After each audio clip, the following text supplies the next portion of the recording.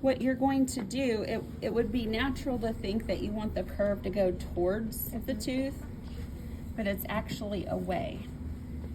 Oh, there it comes on. Maybe it's going to come on now. Lauren came and turned it on. It might take it just a second to build up pressure. And then Oh, good.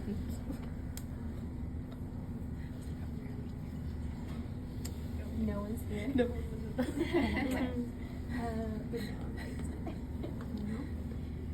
It should be in the house.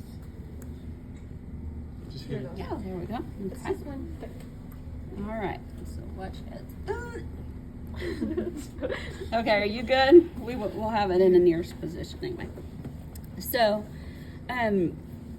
this is not going to be. Also, well, one thing you don't want to do is try to figure out your ends here and then try to come down, because you've got to figure out which direction that you're working with. So for this maxillary anterior, it's angled this way, away from the midline. So see how the curve is kind of coming towards me? Mm-hmm. That's going to be for these surfaces towards. And so you're going to want to start at the midline of the tooth, and you want to keep the tip third adapted. So that's your cutting edge that you're going to use. You don't want to use the middle, because guess what? If you're trying to cut with the middle, you're going to jab that tissue. And guess what? That doesn't feel good. So you're going to, can you guys see that okay? Yeah. Mm-hmm. So that's the side.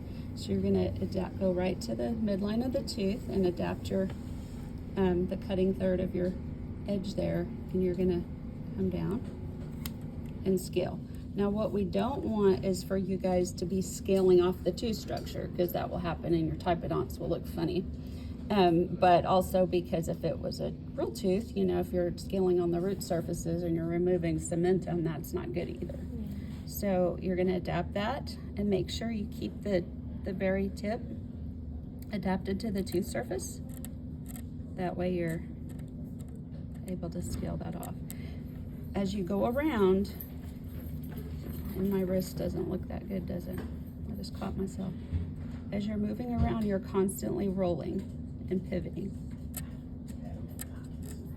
That way, this tip isn't going into the tissue. Does that make sense? Yeah. So you get up here and you start, and then you're just going to keep rolling it and rolling it. And it's not this kind of motion, it's the wrist, okay? Boy, Mike. So rolling it around. And it's more of a rock of the wrist. And then the other surfaces away, you'll use that opposite end, and you just keep rolling and adapting around. And so really for your surfaces away, you're probably going to be like that, or you can be at the 12 o'clock position where you're literally up here and you can see it. Does that make sense? Yes. So it's a wrist rock. So for the lingual, you would use the opposite end for... Yeah, the same thing.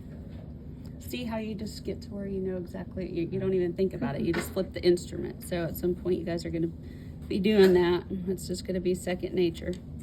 So we're going to do the same thing back here, keeping that tip third.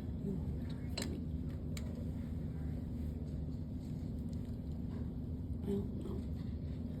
Hang on.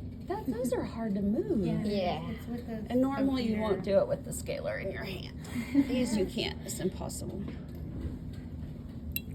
So the same thing back here. So that swoop is kind of going away from. And we're going to start at the midline and roll it.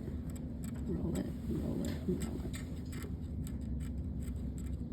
And it doesn't take much force at all. I mean, I'm just barely getting up there, and you can flick that nail polish off.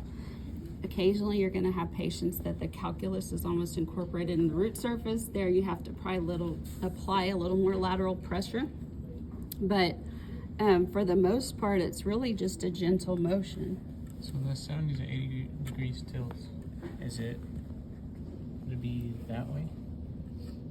Yeah, it's just how how that cutting edge is adapted to the tip of the tooth, or I mean, sorry, to the root, or the.